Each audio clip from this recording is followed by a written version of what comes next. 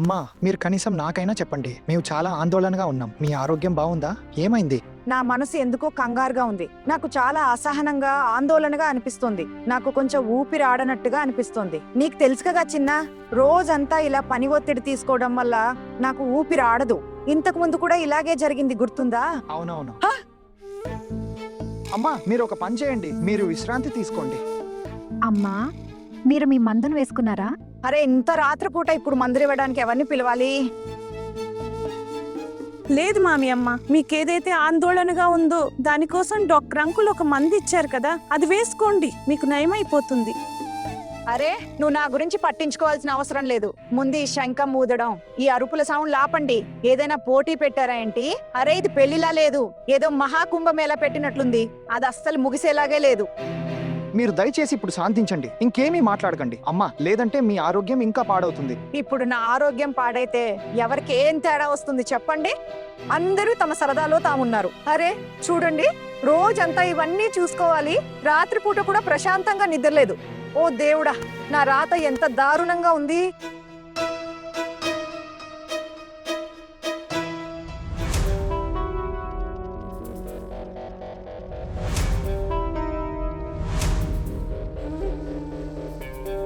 కానీ పెద్దమ్మ, అది మరి మీరు మీ గదిని ఎందుకు వదిలేశారు? అంటే పెళ్లి జరిగిన ఇన్ని రోజుల వరకు మీరు అత్తయ్య కలిసి పడుకున్నారు కదా, ఇప్పుడు మీరు ఇతరుల కోసం గదిని వదిలేశారు. అందుకే కదా మీరు చిక్కుల్లో పడ్డారు. నిన్నెవరైనా సలహా అడిగారా?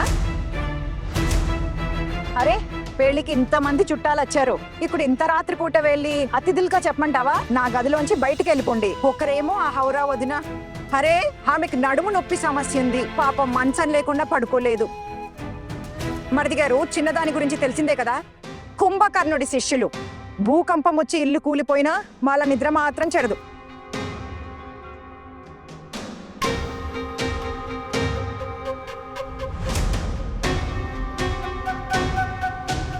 ఇక ఇలాంటి సమయంలో నేనేం చేయాలి? ఎవరికేం చెప్పాలి? సొంత గదిలోనే పడుకోవడానికి తోట్లేదు చూడండి. ఈ రాత్రి ఎలా గరుస్తుందో ఏమో, నిద్రపోవడానికి దొరుకుతుందో లేదో కూడా తెలియదు. సరే వదిలేయండి, మీరు ఈ తమాషా అంతా ఆపి ఎవరి గదుల్లోకి వాళ్ళు వెళ్ళి ప్రశాంతంగా పడుకోండి. ప్రశాంతంగా పడుకోండి. సరే, నేను వెళ్తున్నాను.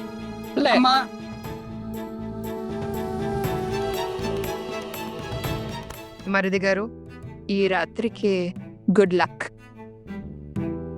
అహనా, ఈ రాత్రి ఏం జరుగుతుందో రేపొద్దున మాకు తప్పకుండా చెప్పు. గుర్తు పెట్టుకుంటావు కదా? ఏంటి? చూస్తున్నారా, ఏమీ తెలియనట్లు ఎంత అమాయకంగా నటిస్తుందో. ఆలోచించు, ఏం విషయం అయి ఉంటుందో ఆలోచించు. ఒకవేళ అప్పటికీ అర్థం కాకపోతే మేం వెళ్ళాక మరిది గారిని అడుగు.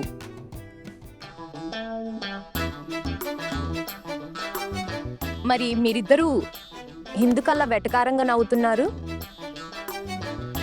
ఇప్పటి వరకు మీ ఇద్దరికి పెళ్లి కాలేదు కదా, ఈ పెళ్లి అయ్యే వరకు మీకు ఇవన్నీ వినే అనుమతి అస్సలు లేదు. పదండిక. పదండి, ఇక మీ గదిలోకి వెళ్ళండి. నరిపి. ఓ చిన్నమ్మాయి, నువ్వు కూడా పదమ్మా. హాహా, వస్తున్నాం. All the best.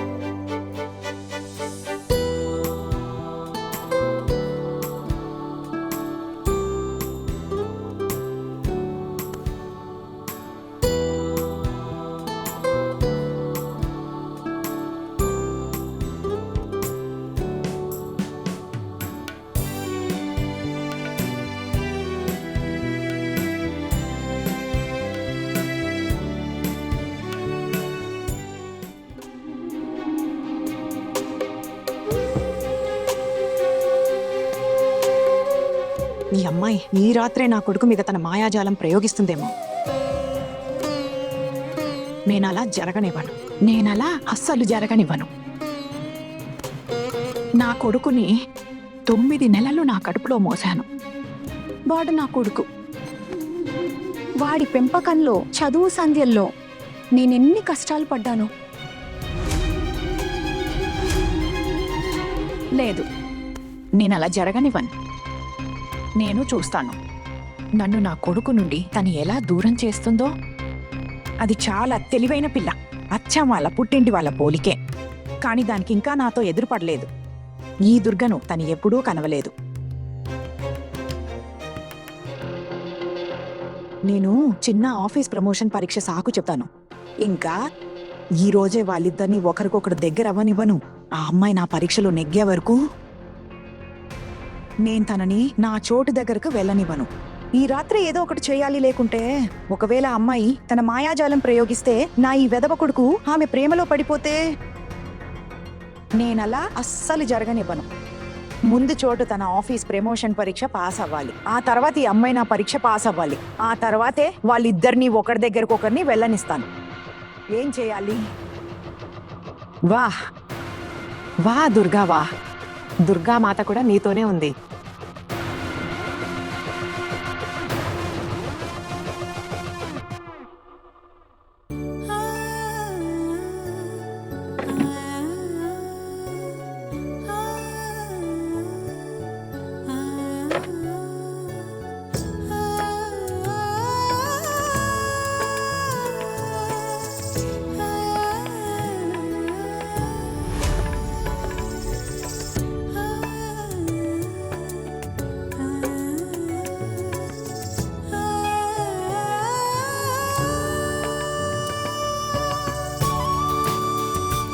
అహానా,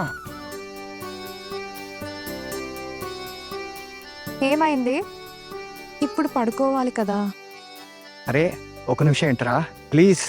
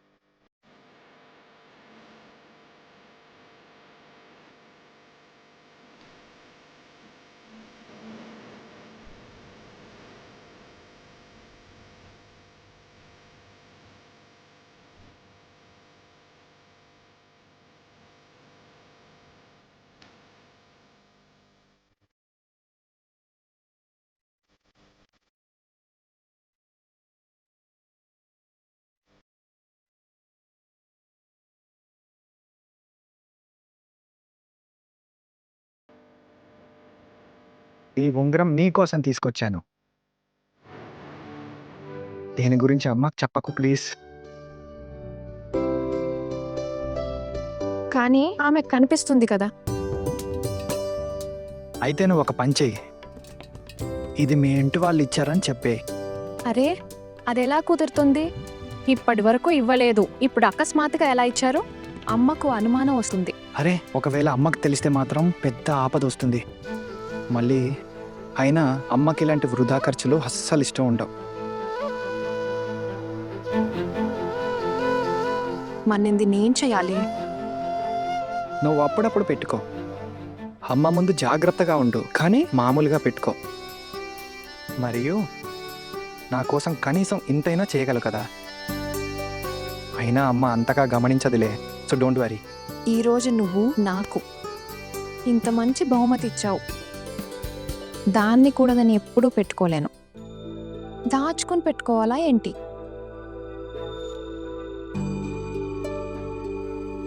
నాకు తెలుసు, ఐఎమ్ సారీ. కానీ ఏం చేయగలం? మా ఇంటి వాళ్ళు చాలా కఠినంగా ఉంటారు. అమ్మకు, అత్తయ్యకు, బాబాయ్ పిన్నిలకు ఈ విషయం తెలిస్తే వాళ్ళు కోపంతో ఊగిపోతారు. నేను నీకోసం చాలా ప్రేమతో తీసుకొచ్చాను. నువ్వు పెట్టుకోకపోతే నా మనసు విరిగిపోతుంది. అందుకే కదా చెప్తున్నాను, దీని అవసరం ఏముంది? అరే వద్దు వద్దు వద్దు వద్దు. అవసరం ఉంది, చాలా అవసరం ఉంది. నేను నీకోసం చాలా ప్రేమతో తీసుకొచ్చాను. ప్లీజ్ దీన్ని పెట్టుకో. ఒక పని చేద్దాం, అంతా మామూలయ్యాక అప్పుడు దీన్ని పెట్టుకో. నా మనసు కూడా బాధపడదు, నాకు చాలా సంతోషంగా ఉంటుంది. Thank you. నువ్వు నాకైతే గిఫ్ట్ ఇచ్చావు, కానీ నేను నీకేం ఇవ్వలేకపోయాను. అయినా నేను ఎక్కడి నుండి ఇస్తాను? నేను ఉద్యోగం చేయడం లేదు కదా. కానీ ఎప్పుడైనా ఉద్యోగం చేసే మాత్రం తప్పకుండా. అరే, నేనేం నిన్ను అడగలేదు కదా.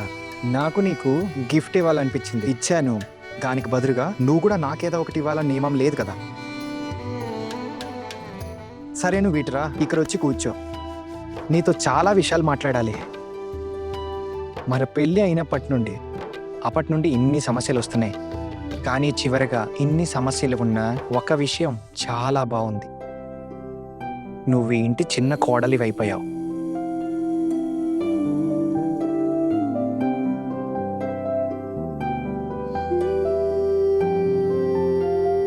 అన్నట్లు నువ్వు నాకు ఒక మాట ఇచ్చావు, నీకు గుర్తుంది కదా. ఎలాంటి మాట? నన్ను బిఏ పరీక్ష రాయనిసానని మీరు చెప్పారు. నేను బిఏ ఫైనల్ పరీక్ష రాయాలి. ఇదే నా కోరిక. సరే, అయితే డీల్ పక్కా. నన్ను బిఏ పరీక్ష రాయనిస్తారు కదా. కొన్ని రోజుల పాటు మా పుట్టింట్లో వదిలేస్తారా? నేను అక్కడంతా మేనేజ్ చేసుకుంటాను. ఏ రోజైతే నా చివరి పరీక్ష ఉంటుందో ఆ రోజే నేను ఇంటికి తిరిగి వచ్చేస్తాను. నేను అక్కడ రాత్రిపూట చదువుకుంటాను. ఇక్కడ ఎవరికి ఏమీ తెలియదు. ప్లీజ్ నన్ను బిఏ పరీక్ష రాయనివ్వండి.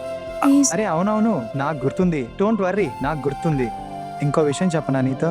ఈరోజు ఈ విషయాన్ని వదిలేద్దామా ప్లీజ్? అహనా, ఈ రాత్రి మనకు చాలా ప్రత్యేకం. నిన్ను నేను పూర్తిగా అర్థం చేసుకోవాలనుకుంటున్నాను. కాబట్టి మనం సమయం వృధా చేయదు. చూడండి, నాకైతే అన్నిటికంటే ముఖ్యం నా పరీక్ష.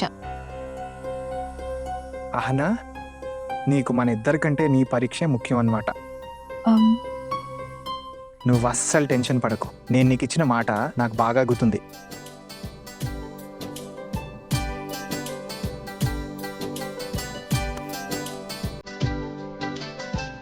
కానీ ఈ రాత్రి నేను నిన్ను బాగా అర్థం చేసుకోవాలనుకుంటున్నాను.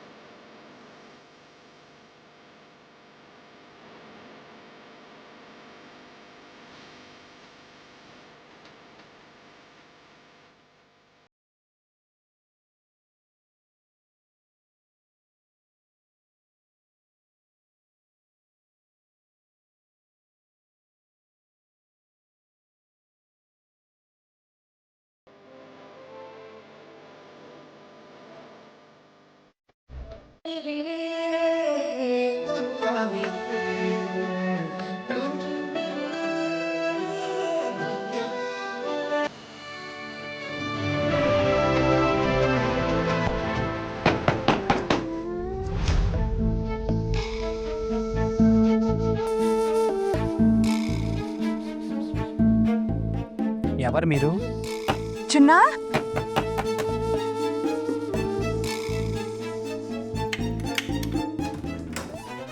అమ్మా, చిన్న అమ్మా, మనసు చాలా ఆందోళనగా ఉందిరా. మనసు చాలా కంగారు పడిపోతోంది. ఆందోళనగా ఉంది చూడు.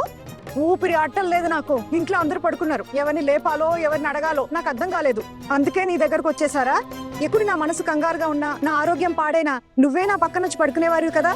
నువ్వే నా సంరక్షణ చూసుకునేవారు కదా. చెప్పు, ఇప్పుడు ఇలాంటి సమయాల్లో ఎవరి దగ్గరికి వెళ్తాను? ఇప్పుడు నీకు పెళ్ళైపోయింది. మరి నువ్వు నీ తల్లిని ఇలా దిక్కులేని దానిలో వదిలేసావా? ఇక నేను నీ దగ్గరికి ఎప్పుడు రాలేనా? అలా ఎందుకు మాట్లాడుతున్నారు మీరు? మిమ్మల్ని నేను ఎందుకు వదిలేస్తాను?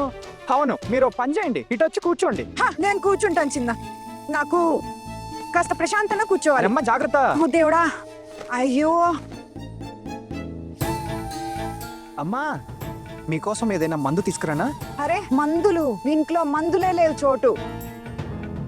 అయినా ఇప్పుడు ఇంత రాత్రిపూట నువ్వు ఎక్కడ వెతుకుతావు? ఒక పని చేద్దాం అమ్మా, ఒకవేళ మీ ఆరోగ్యం మరీ పాడవుతుంటే మనం ఇప్పుడే హాస్పిటల్ వెళ్దాం. చెప్పండి, పదండి హాస్పిటల్ వెళ్దాం. వద్దు వద్దు వద్దు వద్దు, హాస్పిటల్ వద్దు. నాకు చాలా అలసటగా ఉంది. కాసేపు పడుకుంటే నాకు నయమైపోతుంది. నన్ను ఇక్కడ కాసేపు పడుకోనివ్వు చాలు. సరే అమ్మా, రండి, నేను మీ గదిలో వదిలేస్తాను. అక్కడ ప్రశాంతంగా పడుకోండి. ఒకవేళ మీ ఆరోగ్యం కుదుట పడకపోతే అమ్మా మనం హాస్పిటల్ వెళ్దాం. మీరు టెన్షన్ పడకండి. చిన్న, నా గదిలో అస్సలు చూడలేదు. ఇలా ఇంత రాత్రిపూట ఇల్లంతా ఎందుకు తిరుగుతానో చెప్పు. అరే చిన్న, నీ గదిలోనే నీ తల్లి కొంచెం చోటివ్వు చాలు. చూడు, నేను కాసేపు పడుకుని నా అంతటి నేనే వెళ్ళిపోతాను. అమ్మా, మీరు ఎలాంటి మాటలు మాట్లాడుతున్నారు? నేను మిమ్మల్ని వద్దని చెప్పలేను కదా. పర్వాలేదు, మీరు పడుకోండి. హా అమ్మా, మీరు ప్లీజ్ ప్లీజ్ ఇక్కడ పడుకోండి, ప్లీజ్ పడుకోండి, ఇక్కడ పడుకోండి. ఇప్పుడు నువ్వు నాకు చెప్తావా నేను ఎక్కడ పడుకోవాలో? అమ్మా, అరే, నేను నా కొడుకుతో చెప్పాను కదా, వాడు చూసుకుంటాడు. నేను ఇక్కడ మధ్యలో పడుకుంటాను చిన్న. ఇక చిన్న, నువ్వు ఇక్కడ పడుకో. అది మరి నువ్వు కూడా పడుకోవాలి కదా. నువ్వు నా ఇటువైపు వచ్చి పడుకో. లేదమ్మా, ఏం పర్వాలేదు. నా గురించి ఆందోళన పడకండి, మీరు ప్లీజ్ ప్రశాంతంగా పడుకోండి. అరే, చింత ఎలా ఉండదు? నువ్వే ఇంటి చిన్న కోడలివి. రాత్రి నిద్ర లేకపోతే రేపంతా ఆవలిస్తూ తిరుగుతావు. అప్పుడు నన్ను జనం ఏమంటారు? పద, ఇక నకరాలు తగ్గించి ఇక్కడ వచ్చి పడుకో. ఏయ్ చిన్న, కాస్త లైట్ ఆపే. ఇంకా అది నైట్ ల్యాంప్ వెలిగించు. నాకు చీకట్లో ఊపిరాడదు, భయం వేస్తుంది. లేదంటే రాత్రి నిద్ర పట్టదు. చైనా. ఓ దేవుడా, ఓ పడుకుంటే ఎంత బాగుందోరా.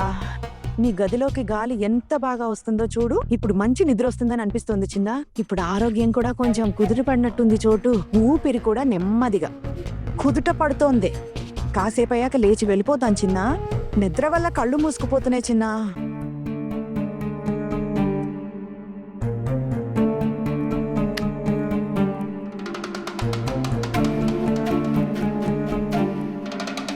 ఏ చిన్న, ఎందుకు నిలబడ్డావు? పడుకో నాన్న, పడుకో. మరి నువ్వు అలా బొమ్మలా నిలబడి ఉంటావా? పదవచ్చి ఇక్కడ పడుకో. అలాగే.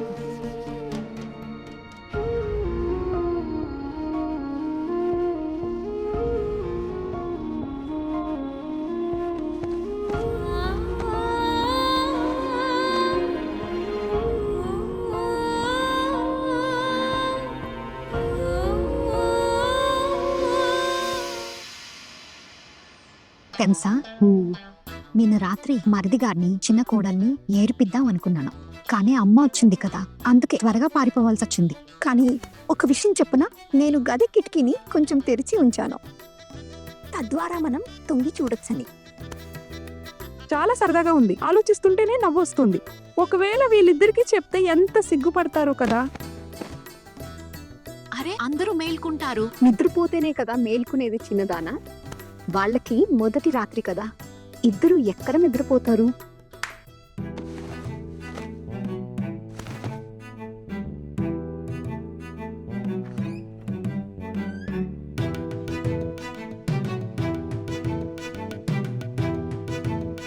నడిపి కాస్త చూడు, ఎవరో ఉన్నారు. అర్జున్ అన్నయ్య గదిలో వాళ్ళ ఆవిడ కాకుండా ఇంకెవరుంటారు? అరే, చీరలో ఇంకెవరో కనిపిస్తున్నారు. అవునా, నేను కూడా చూడాలి.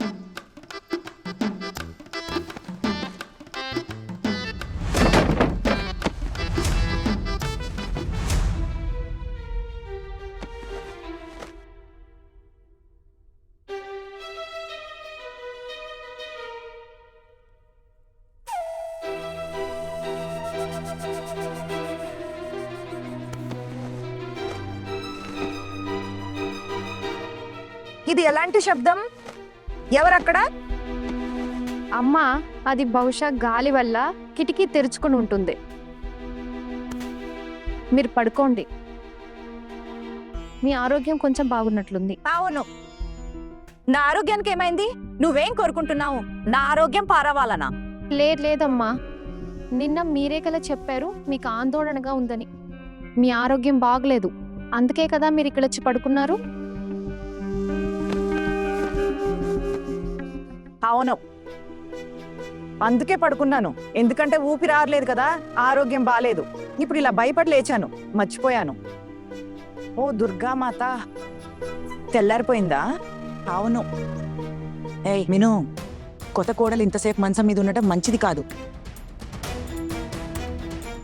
తెలుసమ్మా, ఇప్పుడే లేస్తున్నాను. అవును. అన్నట్లు అమ్మా, నాకు ఇంకా 5 కూడా అయినట్లు అనిపించడం లేదు. మరి కాసేపు విశ్రాంతి తీసుకోవచ్చు కదా. నువ్వెందుకు మధ్యలో మాట్లాడుతున్నావు? అవును, ఇప్పుడు నాకేం తెలుసు 5 అయిందో లేదో. అవ్వకపోతే ఇంకో అరగంట పడుకో నువ్వు, 5:30 వరకు. అన్నట్లు ఒక విషయం చెప్తున్నాను, కొత్త కోడలు మంచం మీద ఇంతసేపు ఉండటం సరికాదు. లేదు, నాకు ఎలాగో నిద్ర రాదు. నేను లేస్తున్నాను. అవును.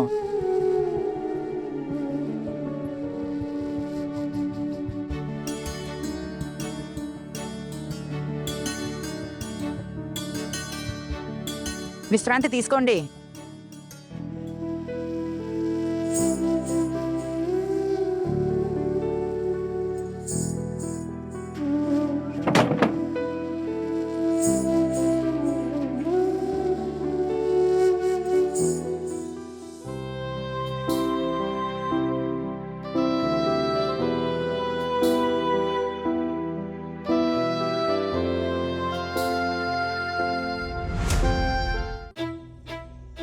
జాగ్రత్తగా నెమ్మదిగా.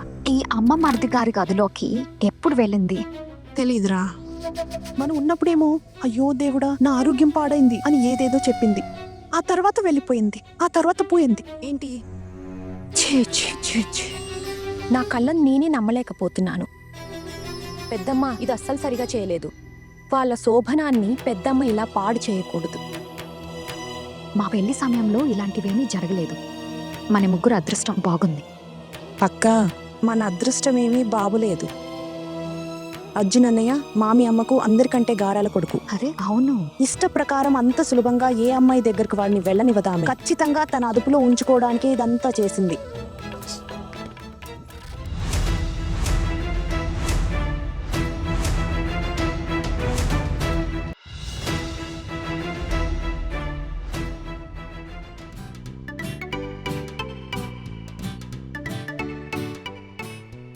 అక్క, మీరందరూ ఇంత త్వరగా ఎలా లేచారు? అది అవును, మాకు కొంచెం పనుంది, అందుకే త్వరగా లేవాల్సి వచ్చింది. నేనేదో చెప్పాలనుకున్నాను. చెప్పండి అక్క. చెప్పండి.